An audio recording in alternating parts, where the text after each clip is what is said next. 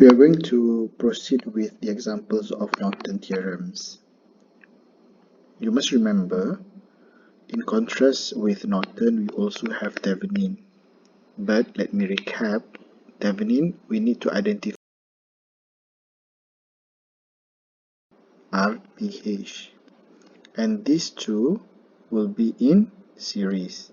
But for Norton, we need to identify our IN.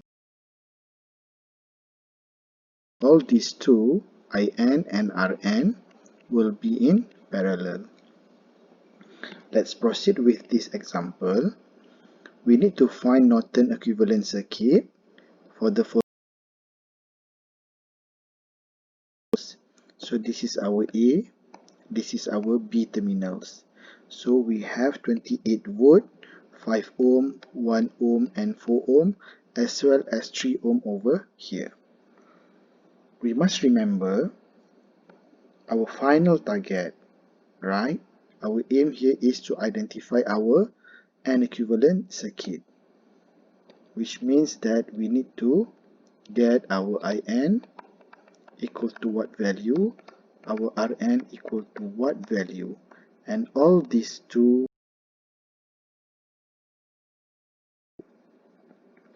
We have, for example, these procedures.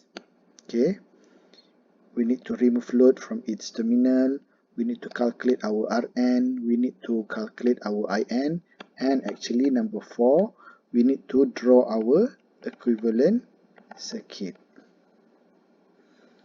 Let's continue with this example. This is our original circuit.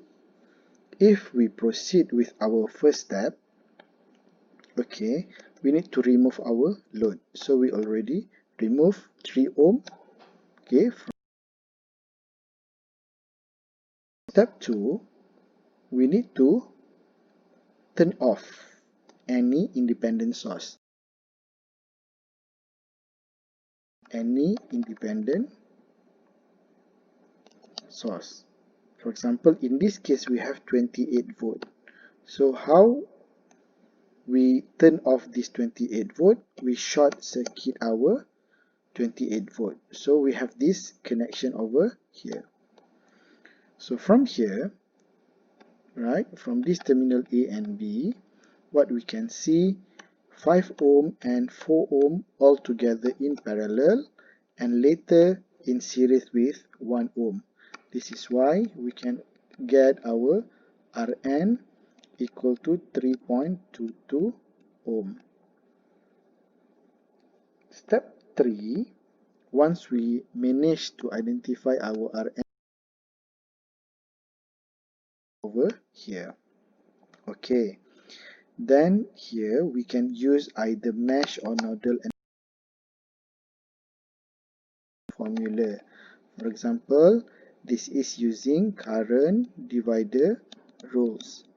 You can also use, for example, this is mesh 1, this is mesh 2, and finally you can obtain your IN equal to 3.86 ampere. I really hope that you can use various methods, right, to identify your IN over here.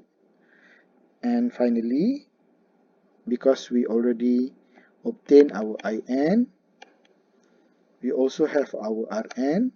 As I said, all this must be in parallel.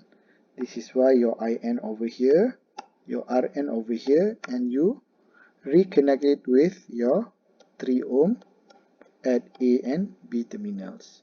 Thank you.